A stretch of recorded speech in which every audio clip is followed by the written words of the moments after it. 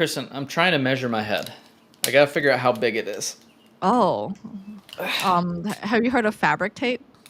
Yeah, but I don't have any right now because it's in a different room. All right, 22.5 inch head. I don't know if that is big or small.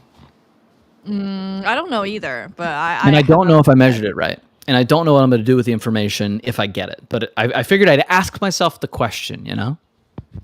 They sell those extra large hats. I have a friend who has to go to those special stores to buy the extra large hat.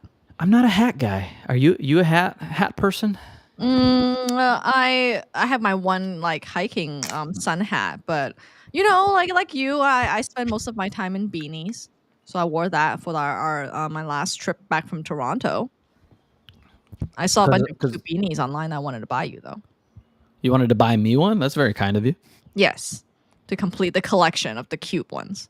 Oh, what were you going to get me? Like a little Bulbasaur or something? There was a Goomba one that I thought was cute. Just a The, Goomba.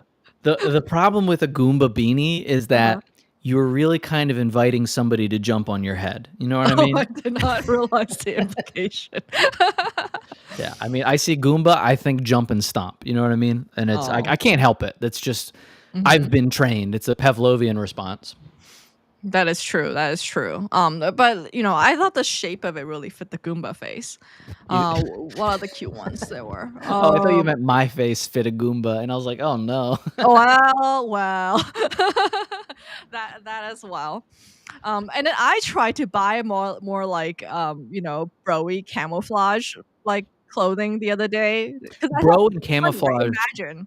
Hmm? bro and camouflage don't Well, compute for me. the hunter bro, not the tech bro. Okay. Or well, so when I think bro, I think like more fratty than anything else.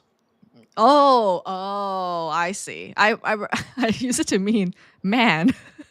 I can see it not as problematic.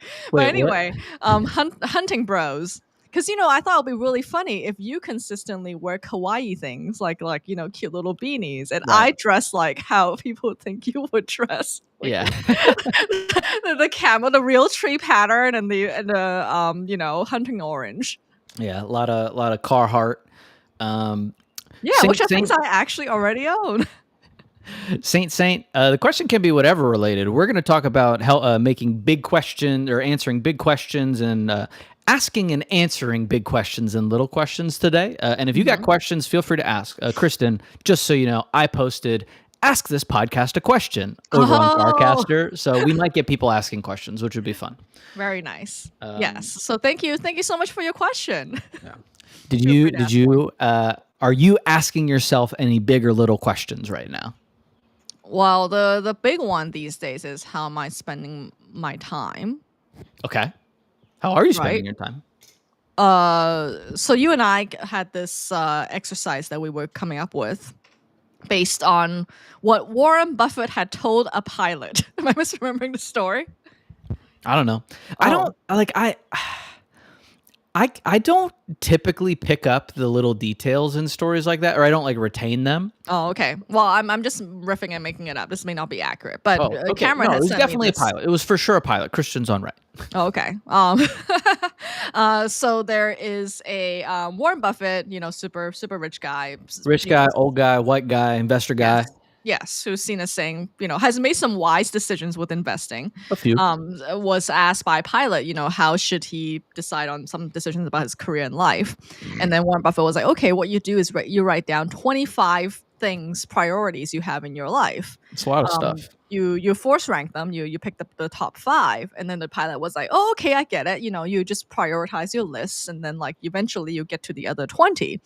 And then he was like, "No, the point is that you actively avoid. You do everything you can to not do the other 20 things, which is like super freaking hard because And there's a reason why they counterintuitive. made it under 20 in the first place." Yeah, and it's super counterintuitive because you want to be doing all the things that are going to be good for you, right? Hmm. Have you gone through this exercise? I did, and a little birdie told me that you didn't, aka yourself. Yeah, I mean, I've done it a bajillion times before. Oh, you Um, have? Yeah. Oh yeah. Yeah. Yeah. Yeah. Like. Oh, then that's fine. I thought you just had never you had read it from James Clear blog for the first time a few Oh no weeks no no ago. no no no no. Okay. This is like an oldie one. But I Mm. used to have a lot less things going on in my life, right? So it was a little bit Mhm. easier. You know, I could Mhm. just prioritize. You know, like if I had 7 things going on, I could do Mhm. 5 of the 7. But now, as I've gotten a little older, my interests have kind of spread like ivy over the forest underbrush, and I just Mhm. like there's a lot of stuff that I want to spend some time doing, but it's really hard to do that many things very well. And so I'm like in the middle of making the decisions about like, okay, what do Mhm. I spend more on? What do I spend more time on so that I can ultimately make a higher quality or like closer to the vision of what I want it to be type thing. Are you like what phase did you like just make the list? Are you trying to implement? Like where are you in that process? I want to ask you about your process too first, though, because you Sure. say you haven't done it, but yet I feel like subconsciously you had already done it. You just haven't Yeah. like written it down or I, something. I am lying. I did do a quick version of it, but I didn't do a Hmm. reflective version of it. Because you have to. Okay, so it's for viewers out there, it's really easy actually to do the top five. I think Yeah. because we all like know. Hopefully, everyone knows roughly what top five things they have to do. It's actually processing through the 20 that takes up the most time. Yeah. Because So you know your top five. yeah, I mean, like specifically, it's really hard to do the next 20 because you're not just writing down things that you'd like to do, you're writing down you're writing down the things that you're going to have to look at when you feel Hmm. the impulse to do it and say, "No, don't do that." And Yeah, it's like and 20 little breakups. yeah, exactly. Like it is very much like 20 little breakups. Like this isn't on my list of 20 because I very much like playing music is going to be part of my top 5 for sure. I'm just not sure what capacity, but if I like put guitar playing on position 10 and every time I wanted to go pick around on the guitar, I was like, "No, I can't do that. I need to do something else." Like that sucks. That like Hmm. genuinely sucks. Yeah. Oh, thanks for joining us, Cesis. Thanks for the compliment on the lighting. I was telling Cameron though that these lights need to be returned because they're all USB powered. So and they die after a few hours. So every day I have to like swap them in and out into a charging station. I decided that is not one of my top five priorities. Kristen is absolutely a champ at creating a ton of make work for herself. Yes, I am. Oh my gosh. So like so for me, I wrote down I remember like I was literally on a plane, right? When I was like, oh, I'm just gonna come up with my five, and that was really easy. Yeah. But then I was telling you, I'll have a really like messy to-do list of everything else I had to jot it down throughout the week. Yeah, yeah, And yeah. that's gonna was take time for me to do. And I feel like in a way, I don't know whether I have like cheated or like fulfilled the exercise because what happened was I noticed a lot of the things are technically under the top five things, Yeah, like but they're just subtask. not the tactic that I should be doing just yet. So what I did is in our shared G sheet, I now have a new tab where I'm just like dumping in all my like marketing hypotheses and traction ideas Yeah. because those ended up taking my to-do list most of the time. Mm. So it's sort of like these are the slots, right? Like every week I can test one. So like, and I have now have a running list of everything that I want to test. So then I collapse a whole bunch of stuff, and I was like, "Yay, go me!" Let me neglect this G sheet that I now hide away until the Yeah. next one. Well, okay, Um, so my question is like is are the things bad ideas? Are they things that like take a long time to do? Like I'm curious about why they didn't make the cut. some of them don't make sense yet. So if I can like open it up, some of them like require us to do something else first, Yep. to make a bigger splash. Yep. Uh, let's see here. Uh, like for example, one of them is like, okay, well, should I be, thinking about something we can build for Builders Day for FarCon or something? And that's just not. It's like a week and a half away. Absolutely not. Yeah, yeah, yeah, yeah. So no on that one. Right. Or trying to get to the front page of Hacker News, which requires me to go through the course and all of that, which I think we should do. Like it is is the next highest priority thing for me. But that Interesting. that one, it just hasn't made it to the list yet because I still need to do the little things first. Mm. So it's like, I feel like they don't not make sense, but by pushing them onto a G sheet, now I can have a second order priority list going on.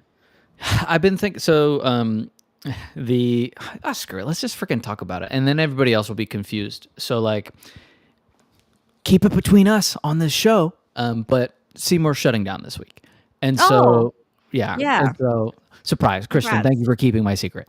The the But so Frank and I have been working through, because we love working together. My partner Frank, we love working together. We're coming up with kind of criteria for how we want to do the next thing after we take a break. We both started this like very tired, and so we're pretty the gas tank's empty, and so after a rest period. We're going to come back together in probably like, I don't know, I guess you could call it a product studio type format.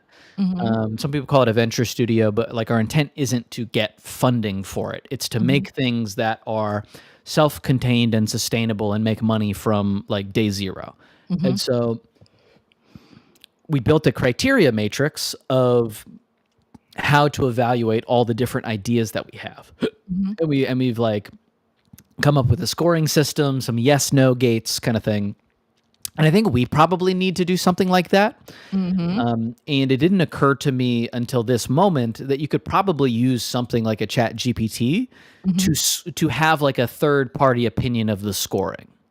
Yeah, yeah. I see that Isis brings up the same point, some sort of Yeah. chat GPT thing. So my gut reaction before you were bringing up, oh, you should use ChatGPT was, oh, I don't think a lot of times you can use ChatGPT, right? Like scoring, I feel like you can do manually, but the whole point of like AI coaching sometimes is that if you have all the information already, you can probably make that decision yourself. And if you don't have all the information, then the ChatGPT can't help you anyway, Okay. Continue. I have some right? thoughts on that, but continue. That was the end of my thought. Oh, That garbage in, garbage out. yeah. I think that we don't really quite know what a chat GPT or a Claude or whatever has access to on the back end, especially now that they have web search capability. And so Mm, like people that blindly listen to AI recommendations, they're gonna fail because a lot of the time it does mhm, like miss really important context. But I also think that like it will think about things differently from you, maybe mhm, not maybe it might not think about it as well as like a professional in that space, although you can like tweak it to get it to feel a little bit closer to that. mhm. I would view it more like a in the same way that having a conversation with a friend via text can be helpful to externalize what's in your head, Mhm. like it's a forced repetition of thinking with a counterparty that's not going to get tired, right? And so like a therapist doesn't necessarily know how to do your job the Right. best, but like they do know how to ask you questions, and I think that there's enough therapy stuff online that ChatGPT can be like definitely better than nothing, and then Mhm. maybe closer to like really valuable than people that want to put stuff on the internet want to admit. Because like it sucks if AI can be a better like thinker than me, right? Like that's Mhm. super embarrassing. But some things I think it is a better thinker than me about.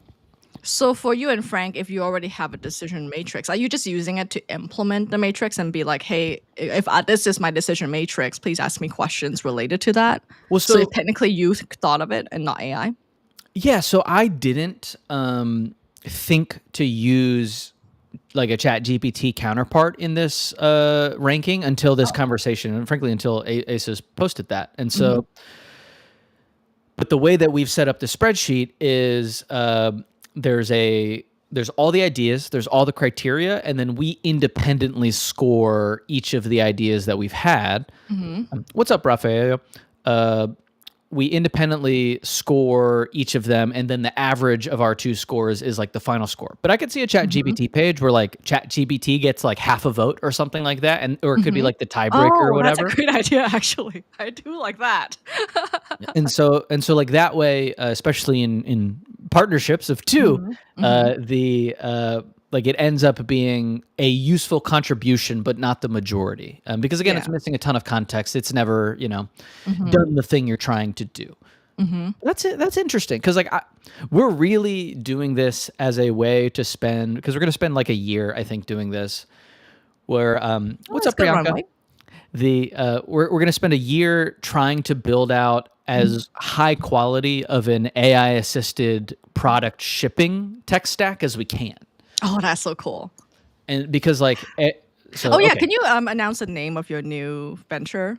Yeah. Okay. So, for the sneaky folks in the audience, you can find. I already got the handle on Farcaster, but it's Wanna Nap Labs, and so it'll be that's what we're calling it. I'm still figuring out the Wanna brand. Nap Labs. Wanna Nap. I'll type it in the chat.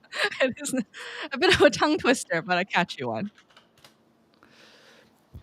The Exciting.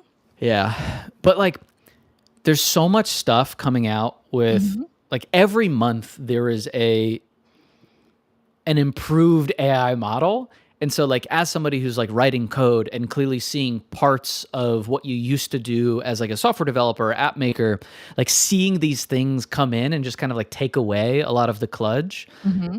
like knowing that today is the worst it's ever going to be. Hmm. It's crazy to think about what it's going to do 6 months, a year, 2 years from now. And so Hmm. we're just trying to figure out how to build stuff quickly, that's useful, that looks and feels good as fast as we can. Because I think that every month you don't think about that. Hmm. I don't like the playing on fear energy of you're going to get left behind. But Hmm. realistically, AI more and more is feeling like you're not on the internet type Yeah, thing. yeah, sure. Yeah. So And what are you keeping as not touched by AI? I'm totally asking this out of a self-serving building consultancy offer question. I guess I don't know what you mean. So yeah, is there some parts of your process of life right now where you're like, no, this can never be done by AI. It has to be me. I I think ultimately it comes down to matters of taste Mm-hmm. and things that are fundamentally differentiated by taste, which is Mm-hmm. how a paragraph sounds Mm-hmm. or how a page looks like, or what a page, like a web page looks like, or Mm-hmm. what a piece of music sounds like. Mm-hmm.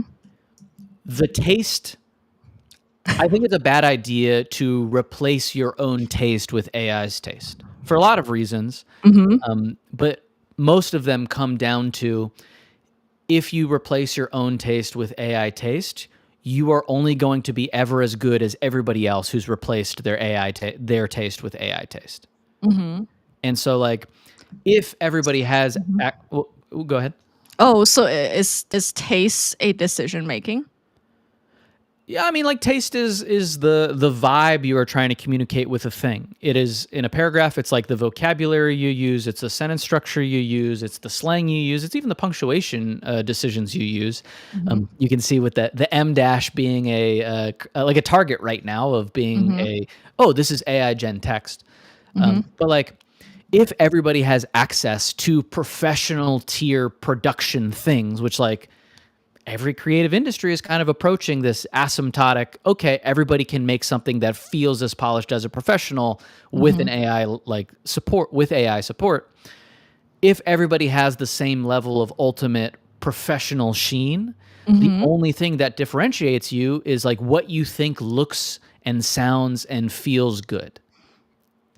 And so it's a fuzzy definition, but it's when you write a paragraph that communicates a man's in a hole and he pulls Mm-hmm. himself out of the hole, Mm-hmm. an AI can write that paragraph, but you writing the paragraph in the way that you want the reader to feel is Mm-hmm. important, because you're just you're ultimately communicating what you want the other person to understand. Mm-hmm. And if you don't make the decision about what you want the other person to understand, an AI is not going to do it better than you. It'll do it in its own way, I guess is what I'm trying to say. So to me, the meaningfulness of the man in the whole story is if I can communicate that I was in that hole.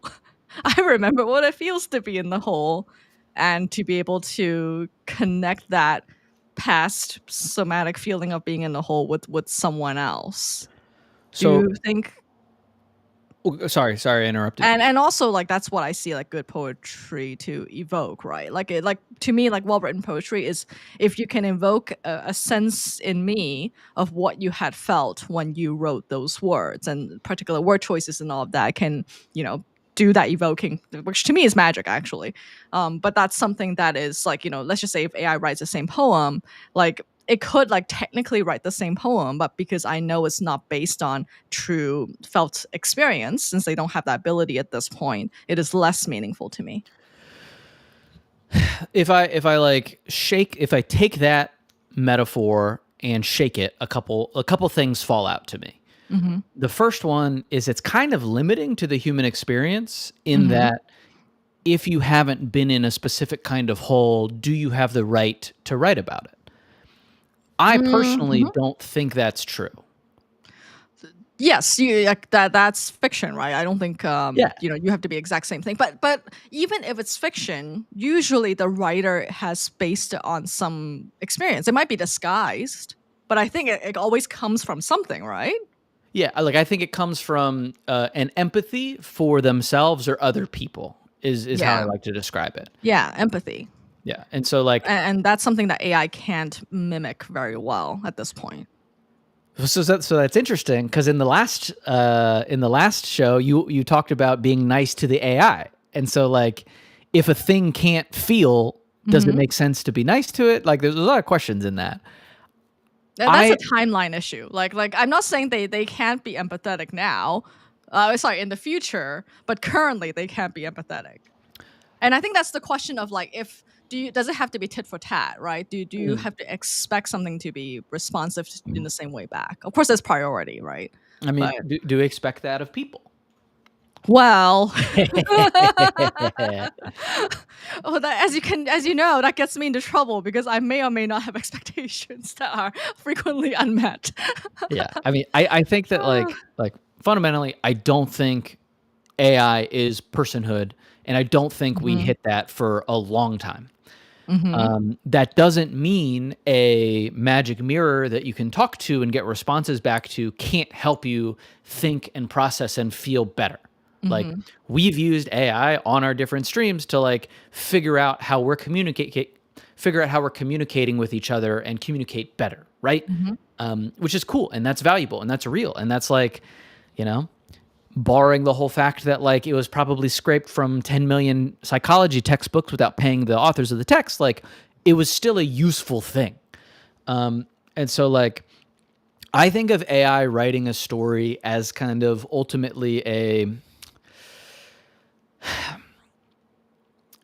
it's like a party popper, like a confetti popper thing at like an event where you pop it and you're like, wow. And then Hmm. ultimately there's not a thing that goes behind it that make like nobody sees a party popper and is just like, dude, like the vast and complicated inner world of the person that popped that party popper is fascinating to me. Like Hmm. that's just not the experience you get from that kind of thing. I kind of view AI generated like text and stories in that light.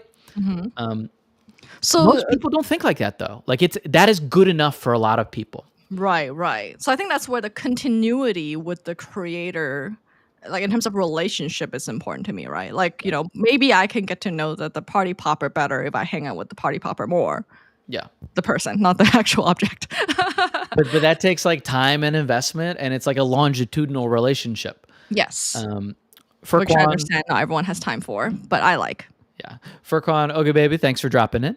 Um but yeah, so like ultimately it is like a valuable thing to have another tool in your toolbox. If you offload the taste to the external thing, it's kind of like I don't know. It's kind of like taking an old story and letting somebody else riff on it and then just writing that down. Like I think you can make something that's like good, but that Mhm, doesn't mean it's yours, and it doesn't like it ultimately doesn't matter to me mhm, if you don't have a message to communicate. Because mhm, like we talk about this a lot. I care about other people and I care about other people's experience. mhm, It's just fundamentally less interesting to me to read a made up experience by AI that like doesn't actually feel or care about any of those things. mhm. Because I think it is inherently valuable to understand other people's points of view. Yeah, and MFA is asking, can we say rejecting AI is like rejecting the future because now it's AI's time? I think it's more like we are evolving because of the pressure that AI gives us, right? Like if AI is getting better, we gotta get better too. And so therefore I love picking brains of smart people I like of like how, okay, then what is the differentiator so that we can hone in on this differentiation even more. Kind of like how computers, they, sadly did replace a lot of people's jobs, but that just evolved us into new jobs. Yeah, I mean, I don't think it's as clean as new jobs are going to get created because, like, from Hmm. what I see, a lot of things don't need a person anymore. Hmm.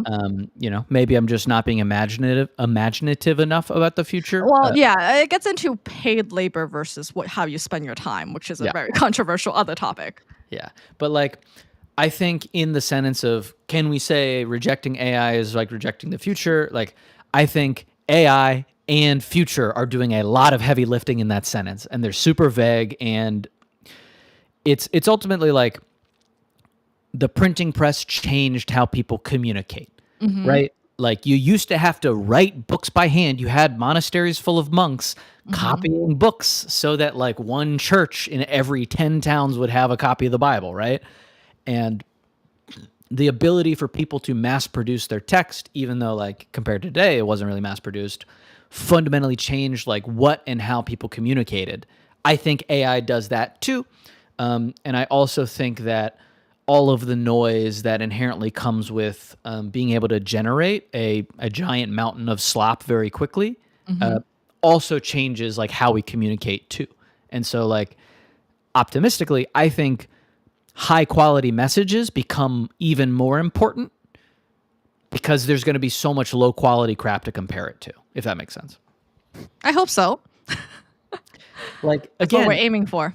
like a lot of people buy like really cheap mass produced like toys and stuff as opposed to this like artisanal high quality whatever, but like Yeah, someone with a Starmie fidget spinner. yeah, I bought a piece of crap fidget spinner off of TikTok Shop because I like seeing what what the drop shipper generation is making at this point in Hmm. time because I think that's a But I think fascinating. that's a really good example, right? These 3D printed toys where like I think when that first came out, we were all like, ooh, ah. And then like and every time I can't turn a corner without seeing that 3D printed dragon.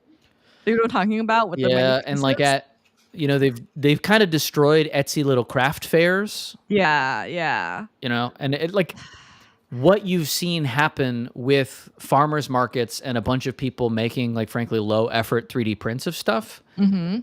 like that is happening to writing. I mean, it has been happening to writing for a long time, but it's going to happen with every creative space. Mhm. And I think Kendrick Lamar said it best. Like the audience isn't slow. Like Mhm.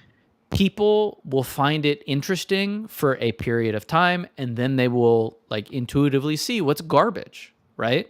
Like you see it with kind of shorts, you see it with the Snapchat era of short form video, and it'll hit for a while and then people will realize like it's fundamentally empty in a lot of ways and then they'll move on to the next thing and there'll be another like new piece of crap thing, but other people will trend towards things that have more fundamental value.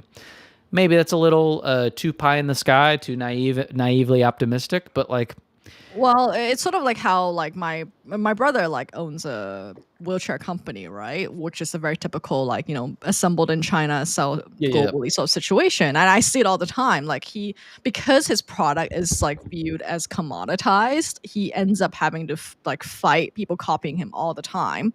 And I feel like as a creator, especially like I just cannot, or like this is my trauma. It's like I cannot be trapped in a situation where I'm constantly like having the arbitrage be closed off, which is what I see with a lot of these like slopification of things.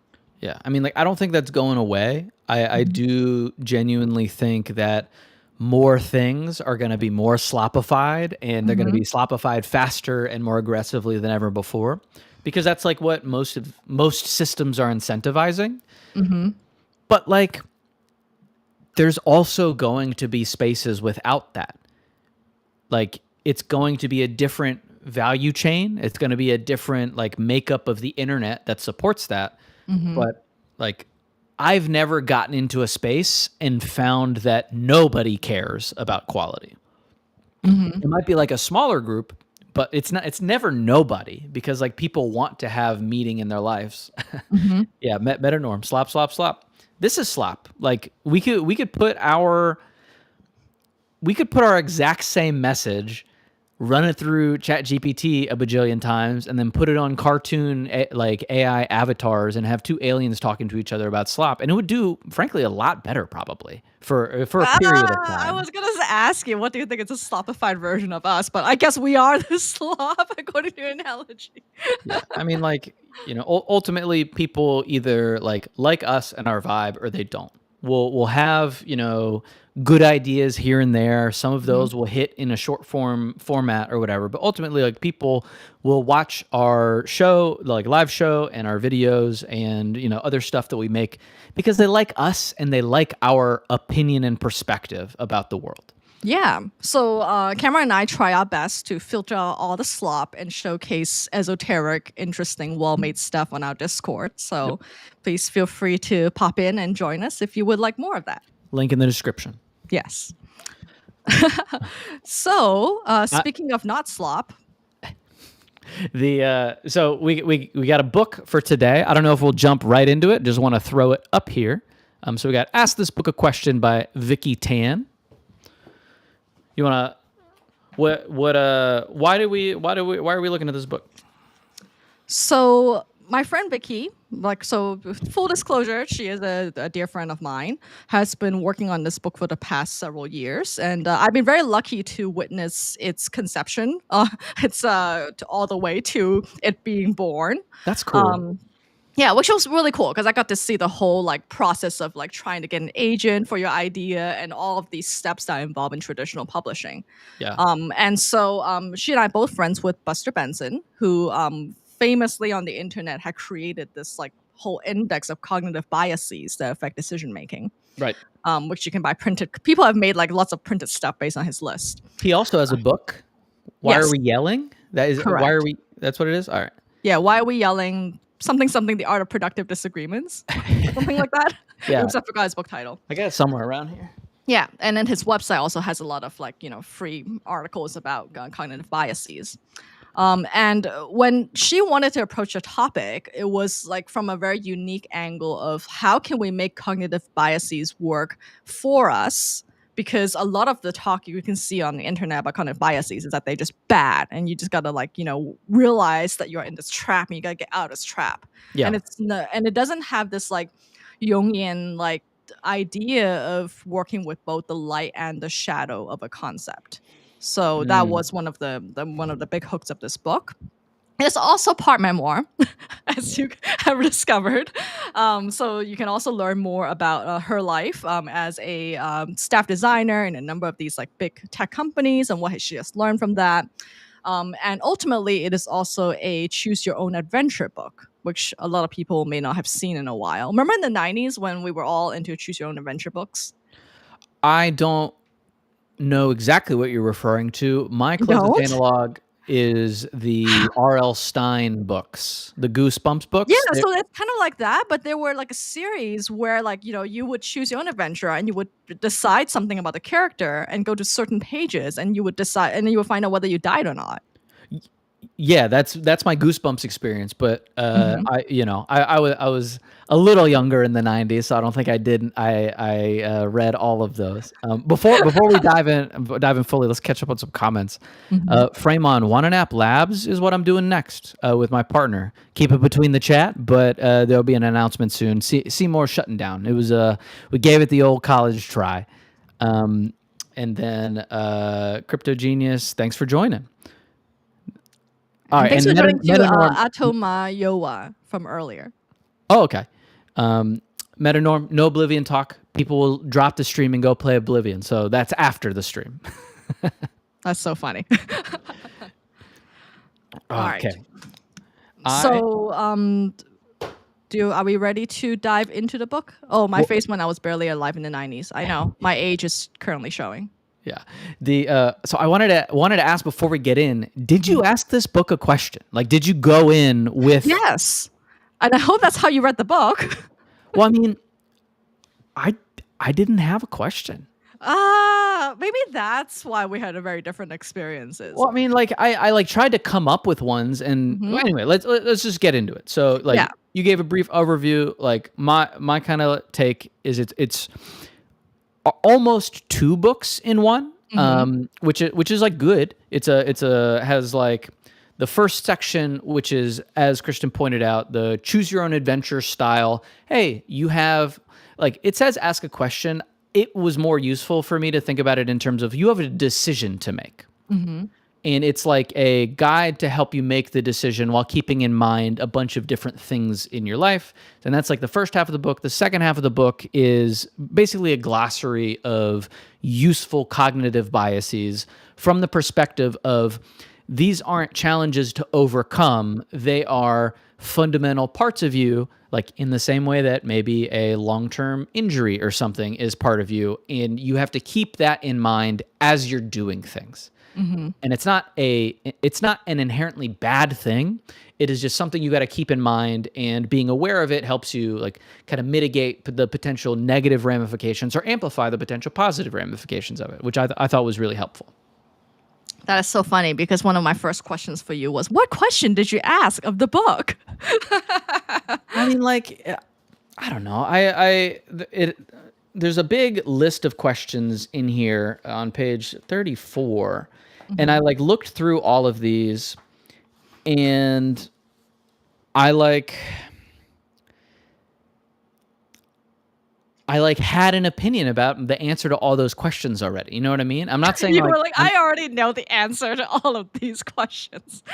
yeah, like like for me as a person that has just had a very different life path Hmm. Hmm. than Vicky, like she seems like someone that I would really like she seems like someone I would want to meet and I think Hmm. would become friends with, Hmm. but we don't have a lot of overlap in our life experiences. Yes. I think that that is the number one thing that I thought you would have an like you would find hardest with this book is that it is written by someone who worked at corporations. It is a Bay Area designer, worked Hmm. at corporations and has like lived that life path, goes on silent meditation retreats, which is like awesome, but just like Hmm. not like you, you know, probably couldn't craft somebody more different than me in a lab. You know what I mean? Yeah, yeah, yeah. And it's not a criticism. It's just like, oh, I grew up in the South. I Mhm. joined the army. Like, Mhm. I just a different path. Right, right, right. And here's the thing: when I went to the actual IRL book launch, me and Buster were joking that, oh my gosh, these are definitely all designers who showed up at the event because they dress so well.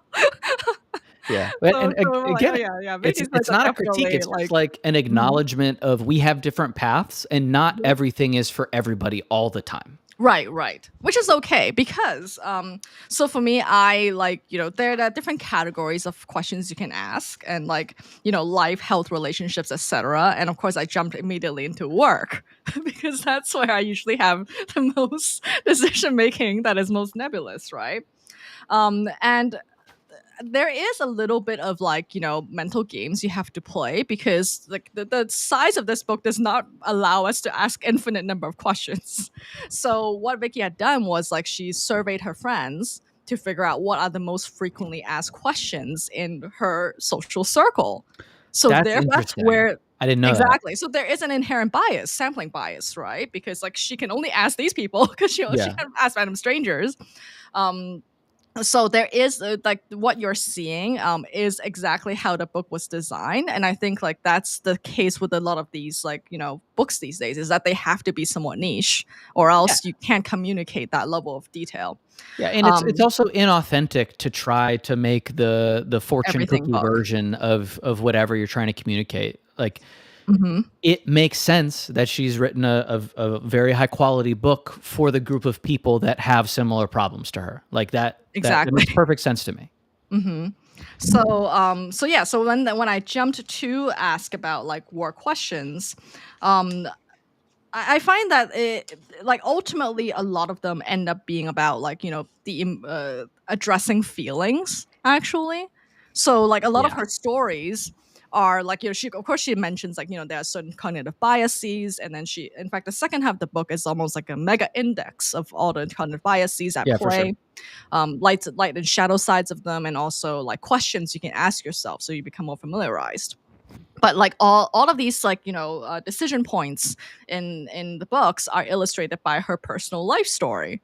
So that's where it becomes more apparent that what we think of as like cognitive illusions, or like things that we're trying to analytically figure out, oftentimes has a feelings layer that we're also trying to address, or in often cases in many of his stories too, we're trying to avoid, and therefore does not give us the most complete picture we can have when we're trying to make a decision. So using that, like, how did it impact your ability to make decisions, or did it change anything?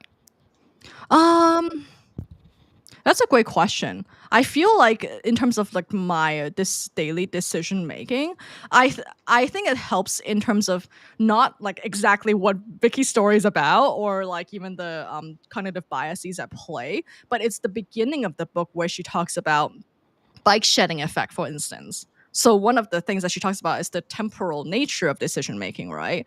And also the level of detail. And there is this paradoxical thing that happens where the more detailed and the more short term a decision is, ironically, we like over anchor on trying to make those decisions well.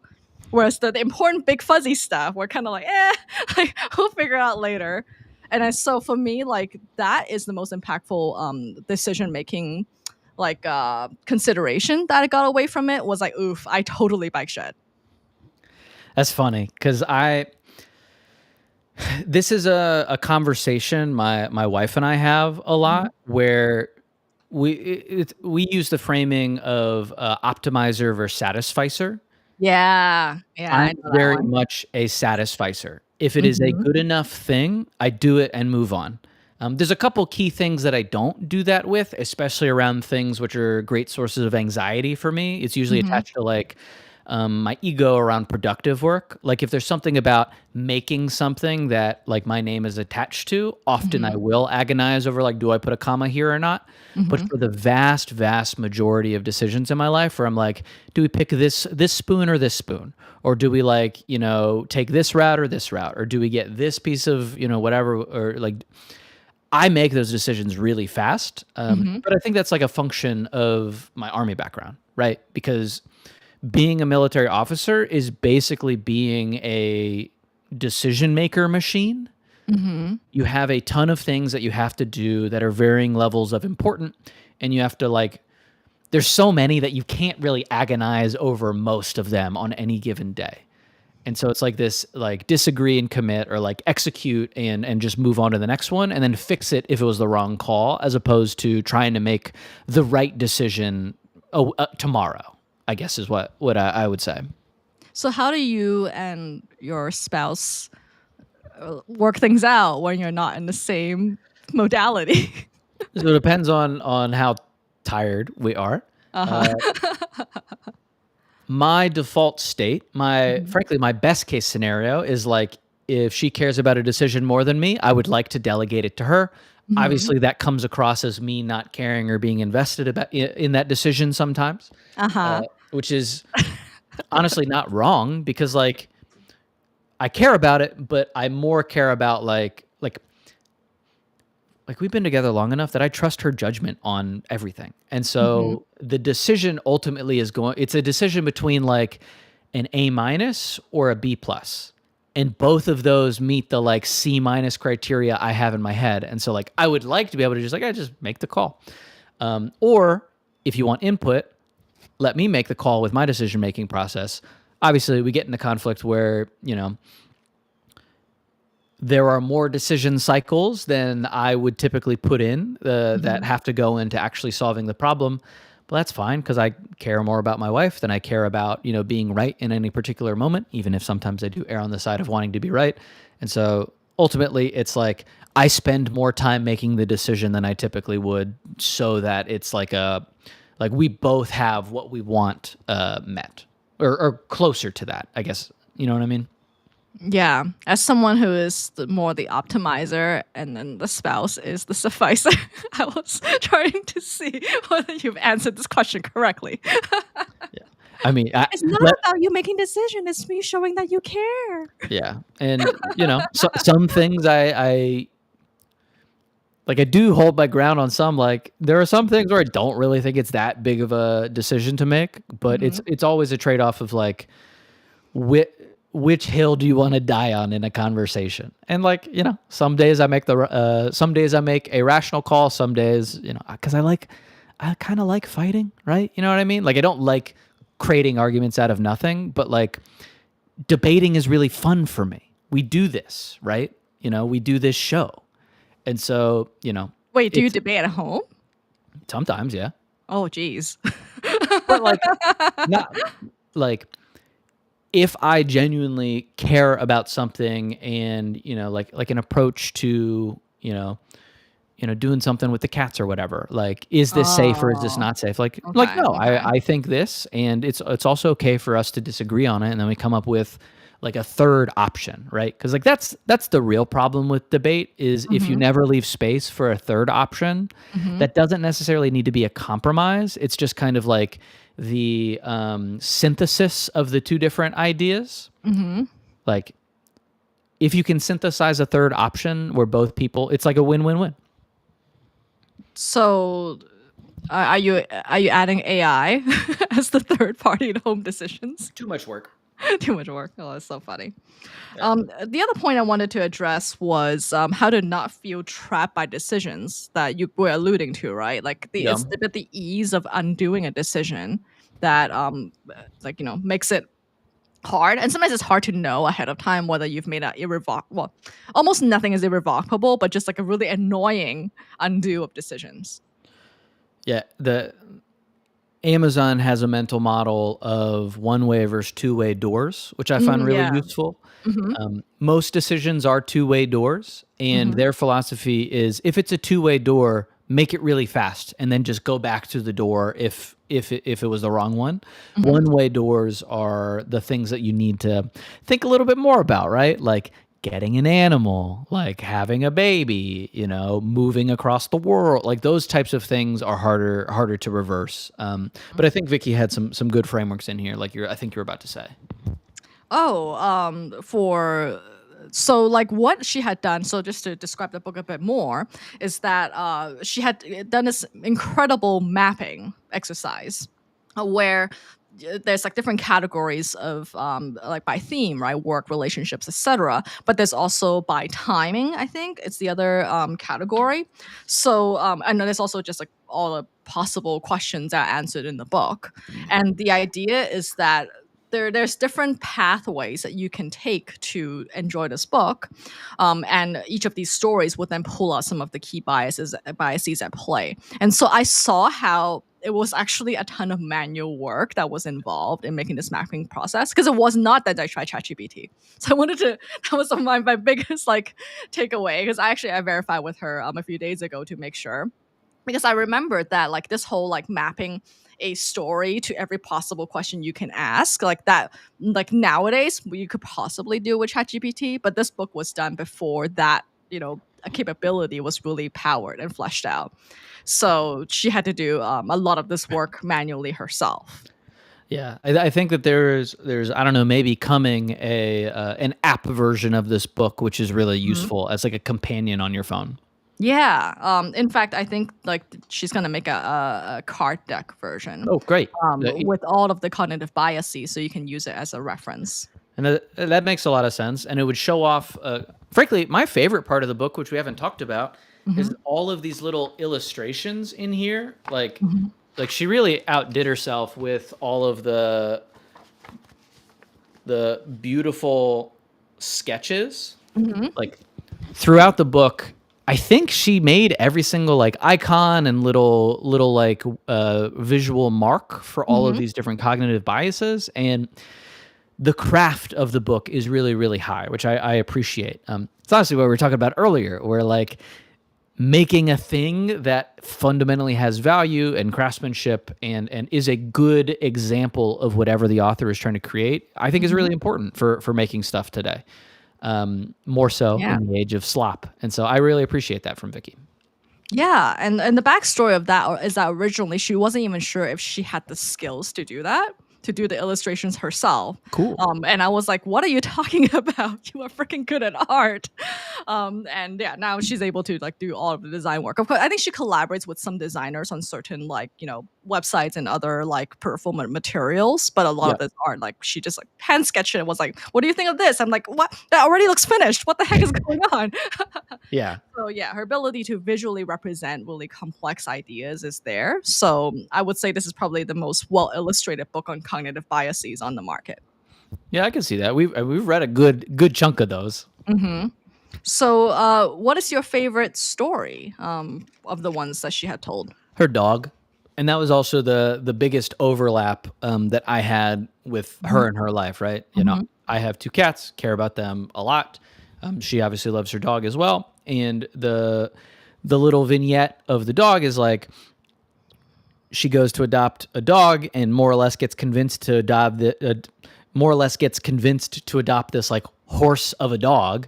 And so it's like this giant animal. And I don't want to put like descriptions in there that aren't there, but she's kind of like a more petite woman, right? And so the contrast between her dog and her is like Hmm.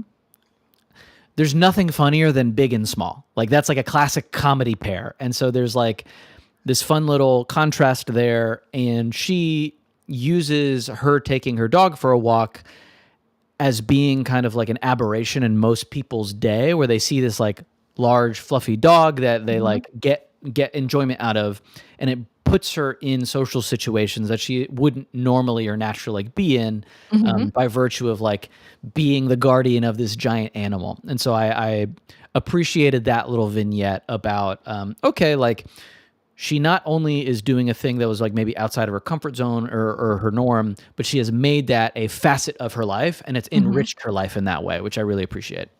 Yeah, because I think people don't share about they share a lot about good things about pet ownership, but they don't share about the little things like if you have a giant dog, you will be stopped every 30 seconds to be asked the same questions over and over again. Yeah. And I've witnessed this myself when I walked Charlie in the past too. Oh, that's funny. It's just like endless PR tour for him. Need to get him a little jersey so she can advertise the book. Yeah, yeah, for sure. Like he's definitely part of the book PR team at this point.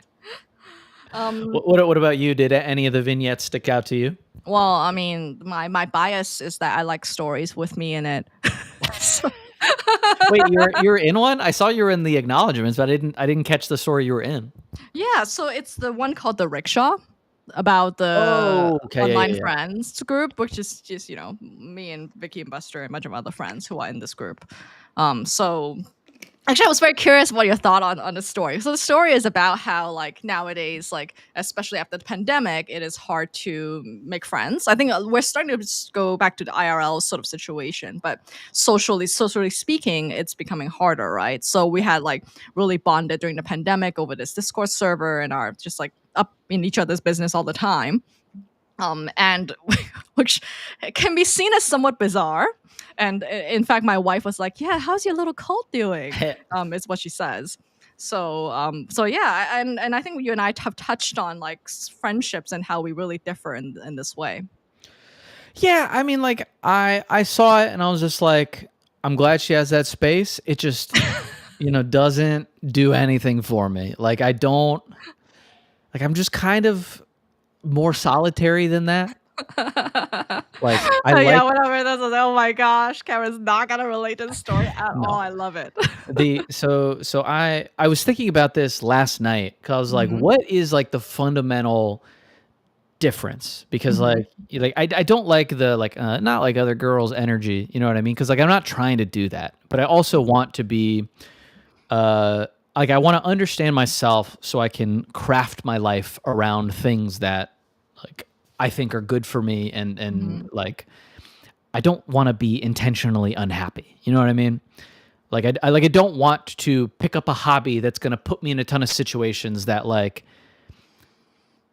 Like there's good, get out of your comfort zone, and then there's unproductive, get out of your comfort zone. You know what I mean? Mhm. Mhm. And so I think I really don't enjoy communal experiences that you can't like that are open ended Mhm. or don't have like a fixed like length or structure, or I can't like leave when I want to during it.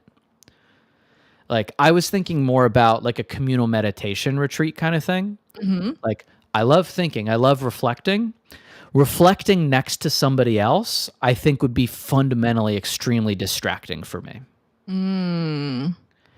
And like I like going on a walk in the woods by myself, and when I Mhm. see somebody else out on the trail, I am like happy that somebody else is also reflecting, but a big part of me is just like, that person's over there. And so like, you know what I mean? And it's just like this like spatial thing for me, that, kind of changes what the journey would have been for me. Obviously you live on a planet with 7 billion other people, and so I'm not like, hey, I want to be by myself on the planet. Mm. Um, then why did I run the first FarCon? That is a good Yeah, question, that is Madam a Norm. great question. That's biased, by the way. Oh, okay. What's up? I'm so bad with names. Like, Yes, especially when everyone has slightly different names on yeah, YouTube. dude. I'm memorizing everyone's PFE. Thank you for doing that. Like like it's much easier for me to be in a group setting when I have a job. Oh, I And so see. and Mm. so the community of Farcaster, which is a community that like I like and want to be a part of in the way that I want to be a part of it. Mhm. In order to like help foster that community, I I I I had an objective for the entire time. And so like when I was interacting with people, it was always through the lens of like utility of like, oh, we need to do the next event, or oh, we need to do this thing. And it's not like, hey, I exist aimless in this space and I'm just near other people. Like having the job makes it a lot easier for me to navigate that kind of situation. So you had a mission. Yeah, very much so. Uh, and that answers the next question, which I'm pretty sure is Chic Bangs. If I Really? recognize the I PF. thought it was Jenna, but maybe Oh, I'm it might be totally Jenna. wrong. I'm sorry. Um, but the army was also mission oriented. Like at the end of the day, it was a job. And so I did really like I didn't hang out with people outside of work. Other Mhm. people like really enjoyed that aspect of it. Mhm. But I needed that time to recharge because I was like with people all the freaking time. Mhm. And so like during it, I'm very amenable. I get along with people. I can handle all of those like interactions.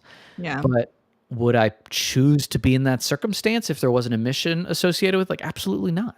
Because Mhm. it's like fun of like the level of my ambient anxiety is Mhm. raised when I don't Mhm. have something specific I'm supposed to be doing, because partially it's like the conversation around, like a man existing without production is trained to you to be like a bad use of your living, a bad use of your life. But it's also just like a weird, like if I don't know what I'm doing in that moment, I know I'm not fitting in is maybe how I Mhm. would describe it. Yeah. So I think this is like, one thing that I think is a bit of a misconception slash I'm projecting the wrong thing. Like, cause it often feels like, I am Kristen is grilling Cameron. And why does he like to be a loner? I'm actually the loner. like, like a lot of my my belief system is based on valuing time alone. And uh, and I feel like that's the fundamental tension actually in Buddhism as a whole actually, Mhm. is that like they're the super monastics who believe in what was written down from the original Buddha was based on this whole idea of like you have to practice alone. Okay. Even if you're practicing in a monastic like a communal situation, it's only because practically you have to. But Yeah. the Buddha was like, go sit in a cave. Like you can't actually get to levels of like tranquility when there's other people around.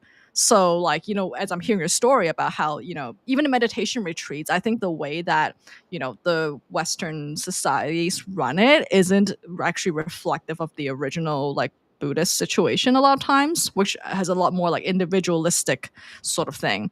I see Get projection, some Kristen, pushback. projection. Like, so my question is to you Mhm, is, I don't want to invalidate your experience of yourself because like I'm not in your mhm, mind.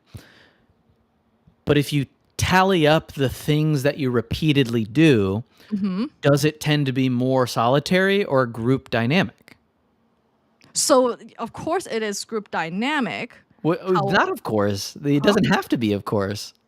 Oh, it doesn't? Well, I You get think to pick your life. I like, cognitive bias wise, like I anchor the times that when I'm communal a lot more because I personally prefer to be more solitary. And I'm only communal in order to achieve certain mission and goals, but I'm all constantly trying to optimize for solitary life in the background. Which one do you feel like you have to do? Uh, I think I have to do solitary. It's See, actually. sorry, Mhm. please continue. I don't want to interrupt. Yeah. So for me, when I hear your stories, like, of how you enjoy living that way, I'm actually constantly projection wise going, yeah, I wish I was more like Cameron. So my question is like, you have a lot of agency. Like, Mhm. Why obviously, don't I do it, right?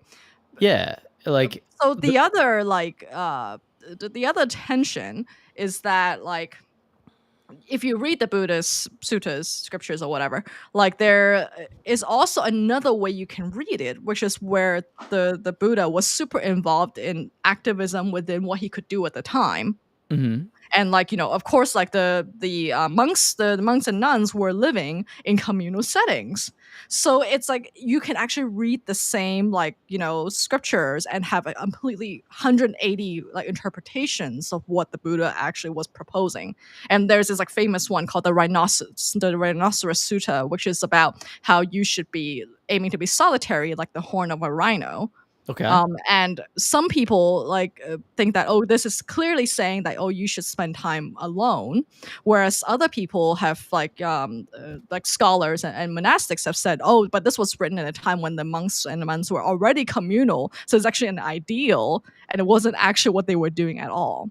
So even like how you should spend your time is like a very like there's no right answer because in this day and age, like I don't think even the monastics can't be left alone. Like they are stuck on doing live streams and discourse just like us because we cannot be like completely solitary creatures anymore because we need to be sustained through society. You know what I mean? Like ideally, if you don't need to be fed or like food magically appears and all of that, which some societies do allow that, which have like the whole like looking after monastics kind of like culture, like they are able to practice in the cave and come over when they need food, that kind of thing. And that's considered like the supreme form of practice, but in reality most of us can't do that because practically speaking you can't do that. And it's the tension is like the idea of needing solitary stuff is also a little problematic because that means your happiness is not unconditioned. There is a dependency there, right? So the ideal is that you can be happy regardless of whether you're alone or not. But Okay. that is not, but it takes time and it's a long path. Sure. There's a lot in there. Yeah. Um, I like if I wanted to go monk mode and I didn't have the personal relationships Mhm. and obligations that I had, I feel like I Mhm. would go work on like an oil rig or something like that Mhm. as like a version of that, or like Right. something where there's long stretches of time where like no, you're not technically solitary, but like there are lives that you can choose that have a larger element of that. Mhm. But obviously if you want to do social media stuff, it involves interacting with other people. My question, like, my question is like more specific on Mhm. like if you truly do enjoy the solitary stuff more, Mhm. uh, like it still comes down to like why in one of the previous videos did you say you want to plan your birthday so that a bunch of people meet each other, or why at a funeral does that need to like involve other people coming together? Like the thing that comes Notice across that I'm to not me. there in these scenarios. What was that? They notice that I'm already dead in that scenario. So Yeah, but the I don't birthday have to be there. the birthday is inherently about like you facilitating these connections. And so like Hmm. my again, like I don't know the quiet parts of your life like when you're Yeah. alone, but everything I know about you Hmm. screams like I value interaction with other people and I feel Hmm. like I need to be solitary as opposed to like I genuinely prefer this thing and have designed my life to facilitate that. But again, like I'm not in your head. I'm just like as an external party seeing you, I wonder if you would feel less conflicted if you like let go of some part of it. Like just be more concertedly solitary instead. Or like I don't know, like it doesn't feel like you want like many of the things in your life that I've seen you do like Hmm. in the absence of external stimuli don't Hmm. indicate to me that solitary is a more fulfilling version of your life to me. I think it's because you haven't seen me in those settings though, because I Which is literally perfectly you valid. can't observe me because I'm Yeah. solitary. So and I feel like in the past like maybe year or two since I've known you, I actually haven't had as many opportunities. But in the years before that, I took a lot more solitary retreats. Got You it. know, and I'm going to actually phase that back in. Nice. But you know what I mean? Like there is this like the people I admire, like, you know, my teacher, like he can handle like being social and all of that because that's his job as a teacher. But he also like finds time to do his solitary meditation retreats, etc. And I feel like that is the ideal. Is like some min max of both. Is that like your ideal that you would choose or Hmm. like an aspirational ideal? An aspirational ideal. Oh, okay. Yeah. Because I Interesting. have not figured out how to, but I still want to be like, you know, a content creator with you, and I have not figured out how to do that while being solitary. Like fundamentally, there are also some things that I'm choosing to do as livelihood that don't. That's literally you can't do that. You know, Yeah. I mean, like at least I haven't figured it out. strategy is like about choice. And Hmm. so like I definitely understand that like you have to make decisions that like might not align with one or the other. But Yeah, like for but the me, reason why I share all this is because I want to make it more clear that like when you say you want to be like alone, I'm like, oh yeah, I'm with you. But also separate because we're being alone. yeah, because like I don't want to be with you. Exactly. You don't want to be with me, but I want to be with you symbolically. um so okay. So in the light of all of that, like we Yeah. clearly have plenty of questions to answer. Oh, Would you recommend this book? yes. Two very specific types of people. So Yeah. if you want to learn more about cognitive biases in a fun book, this book is for you. If you are a Bay Area techie type person, this book is definitely for you. If you want to learn how to write a nonfiction book that isn't structured in the typical linear fashion, then this book is also a really good study as to how you can play around with the book format to achieve like very different goals. Yeah, we talked about book experiments Mhm. with the past few books. I think this is a great example of a Mhm. modern book experiment. It doesn't follow the same structure as you would typically find in like I'm not gonna quite call it like pop sci books, but in this kind of like James Clear arena.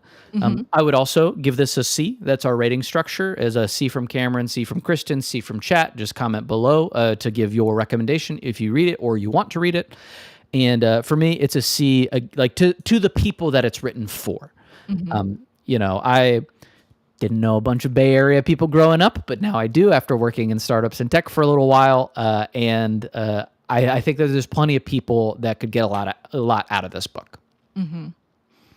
Oh, I do want to call out that my friend Michelle said, I'm with you about being alone too. We literally spent like 8 hours together last Thursday. So I'm just like, okay, it's a whole bunch of people. Again, I want y'all to experience life the way that you want to experience it. But if you do things that don't align with what you think you want, I don't understand what's happening. Yeah, Like, I think my big takeaway is like I do have some week long retreats, silent retreats coming up that I've put on the calendar, try to get in. So I am trying to be more concerted about that. And I feel like, you know, on I'm trying to do that more obviously now, but like on certain days, I just take, I avoid your messages and Yeah. avoid like social media and all of that because I just need way more alone time than the average person. Are these meditation retreats like communal? So, yes, but it's the kind where there's very little even eye contact. And like the idea is that you also don't speak for the entire time. Will you, Of will course, you will you like eat in the same room? yeah, you're in the same room. And however, you have the option to take your food and go somewhere in the woods. So people Okay. who really want that, you can do that, and you can also meditate in some hidden room somewhere. No one would care. But then there is a little bit of functional speaking because the center is all volunteer. So when you're throwing out the trash, you do need to coordinate with other people and to speak a little there. But I like this particular center style because some centers do like group discussions, which I think breaks that whole silence a little bit. Whereas this one, there's only one-on-one discussions with the teacher, which I think makes a lot more sense to me. As a person who has never been to one Mhm. of these types of events, Mhm.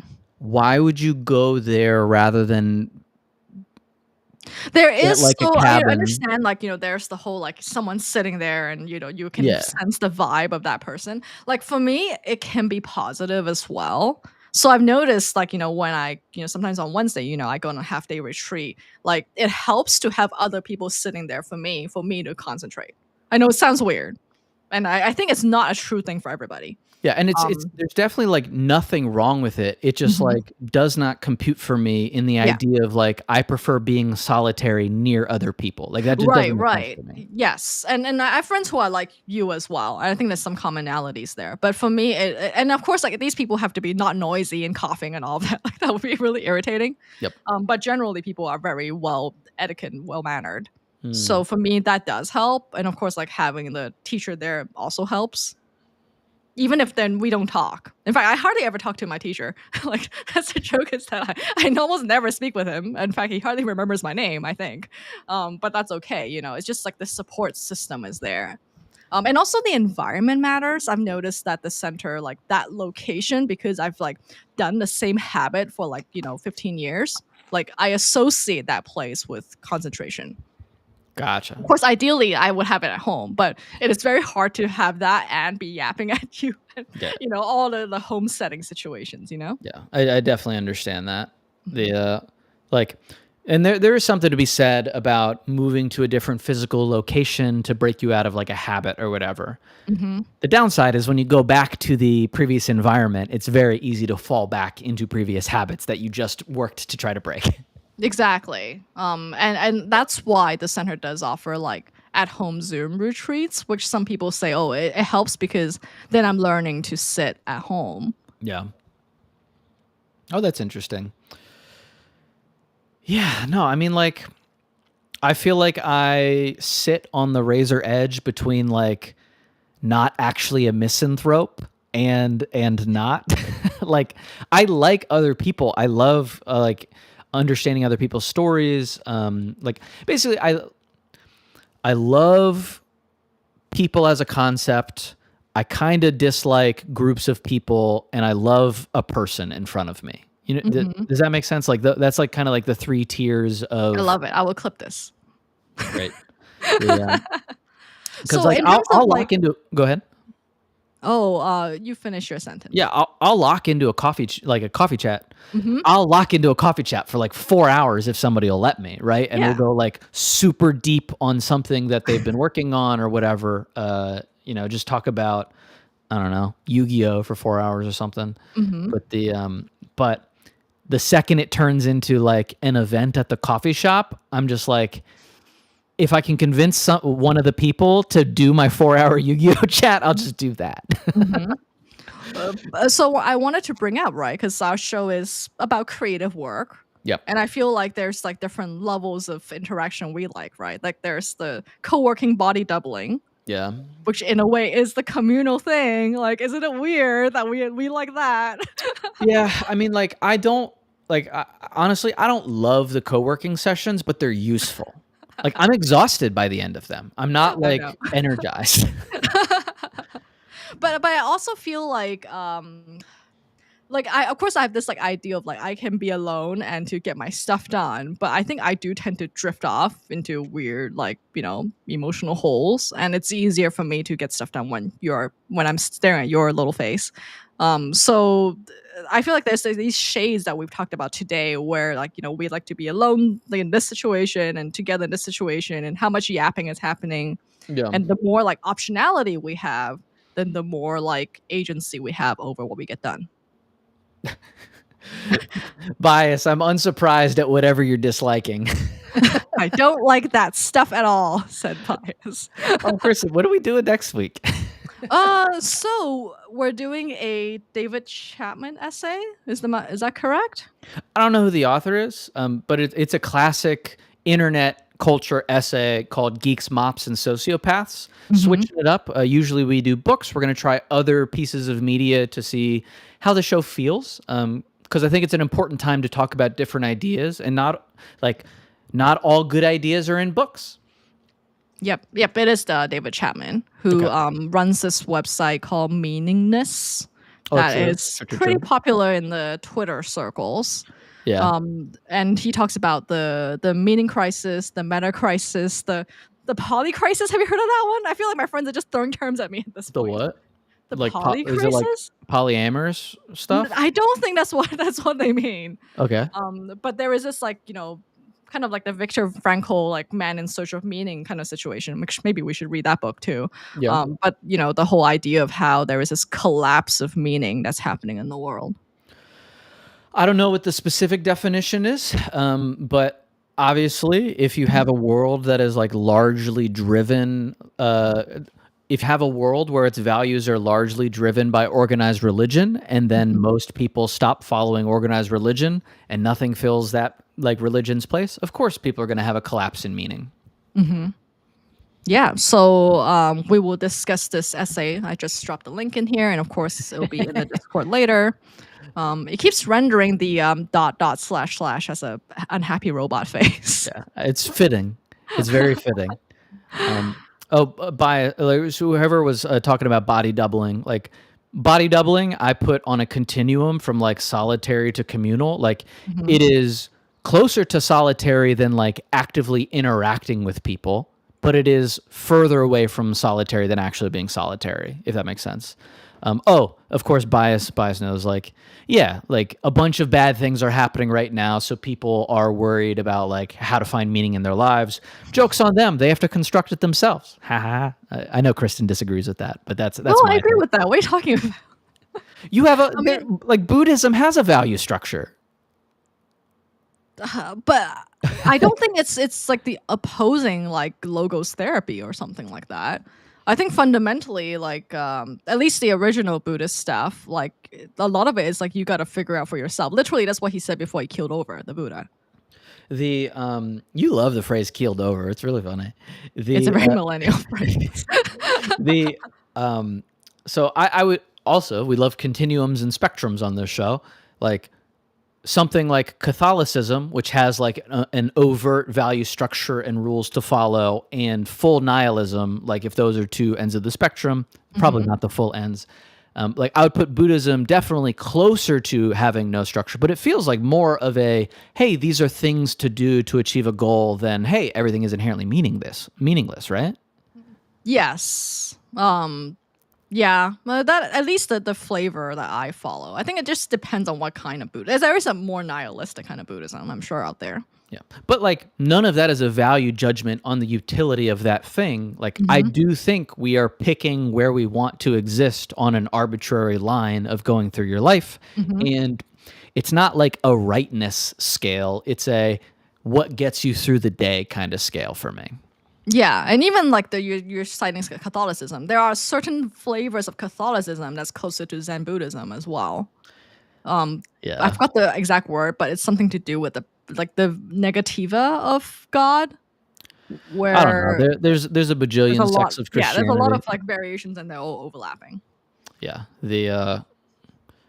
I don't know, man. I just want people to wake up and feel good and not totally destroy other people's lives in the process. But you and I, like, at least in the context of this show, are closer to the whole Viktor Frankl situation, right? Like, you create your Maybe. own meaning. Yeah, like I think in general, I fluctuate day to day, as is my right as a fickle bag of meat. But it's, I guess maybe I'd have to think about like, do I craft a specific value structure, or is that even like fungible in and of itself? If you're questioning it, I'm like, I don't think there's hope for anyone else. No, I mean, like, I You're don't pretty think that damn there is an object. consistent. Like, I can't say I don't think there's an objective value structure for the universe. I don't. And so, I like, agree with that. in your day to day life, you have to decide like what parts of society make sense in terms of wanting to perpetuate, like not spitting on somebody when you walk past them because it's like an antisocial thing to do and doesn't promote harmony between other people in a society that have to interact. Like, Hmm. those are the kinds of things that I kind of like change my opinion on day to day in terms of like waking up and finding a purpose in any particular day. Like, though, like that's less ephemeral, but it's more so because I've decided on like, oh, I'm just going to try to do more stuff that I like within the constraints of like having to pay for bills and shit. Hmm. So, like, to me, I feel like you and I are pretty immune to the poly crisis. Yeah, I mean, like I think the poly crisis, as I understand it, is Hmm. more a function of what I felt when I was 13 years old and became an angry atheist. Hmm. Right? Because like I grew up in a Catholic value structure and then kind of had a couple moments where I was like, oh, this is actually like bonkers and silly and Hmm. anti-science. And so like the thing that I had previously taken as my slide rule to measure the world with, I was like, oh, this is useless. And so now Hmm. I have nothing. And so I think people that are feeling like a polycrisis used to feel like the ground was firm under their feet, when I haven't felt like the ground has been firm for a decade plus at this point. Hmm. Because like there is no ground.